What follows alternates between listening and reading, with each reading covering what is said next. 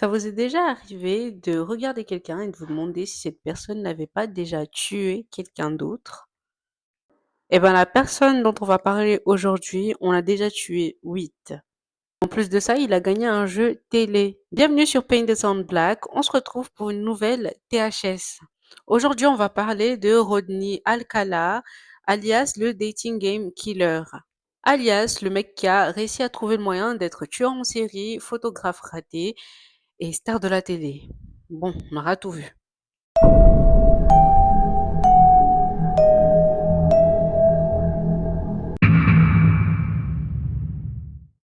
Rodney Alcala est né en 1943. À 17 ans, il rejoint l'armée, puis ensuite il est viré pour problèmes psychologiques. Bon, traduction, il est imprévisible et complètement instable. Comme on a la flemme de le faire prendre des soins ou de le faire faire un suivi psychologique, on le vire, tout simplement. En 1968, il kidnappe et viole une fillette de 8 ans. Oui, 8 ans. Survit miraculeusement et lui, il s'en sort seulement avec moins de 3 ans de prison. Une fois dehors, sans surprise, il recommence. Cette fois-ci, il se fait passer pour un photographe professionnel pour mieux attirer ses victimes. Il traîne dans Central Park en proposant des shootings gratuits à des jeunes femmes. Son portfolio, c'est littéralement un mélange de casting de porno glauque et d'affaires criminelles. The fuck? Le problème dans tout ça, c'est que à chaque fois qu'il photographie une femme, elle finit par disparaître. Mais vraiment, là, les disparitions, faut imaginer, il photographie quelqu'un aujourd'hui, elle disparaît, demain, elle disparaît, après-demain, la personne disparaît.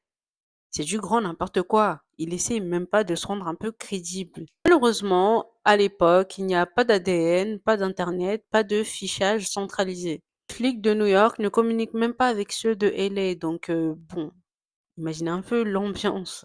Alcala profite clairement du chaos administratif pour faire ce qu'il veut. Et ce qu'il veut, c'est chasser et buter. C'est littéralement ce qu'il dit plus tard. Tuer, c'est comme faire du sport. Il faut de l'entraînement. Ah! En 1978, Rodney participe au jeu The Dating Game. C'est un jeu dans lequel une femme doit choisir entre trois hommes qu'elle ne voit pas.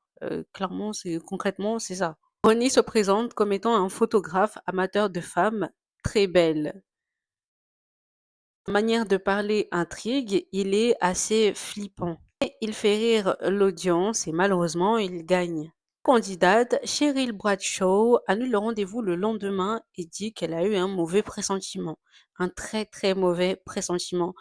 Et elle verra par la suite qu'elle a très très bien fait. Parce que ce mec, c'est un taré.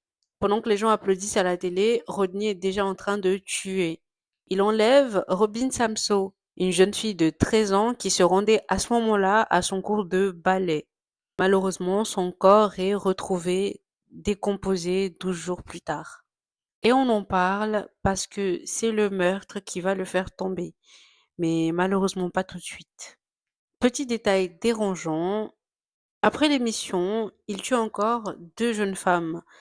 Donc c'est comme si le plateau télé était juste une pause dans son emploi du temps de meurtrier.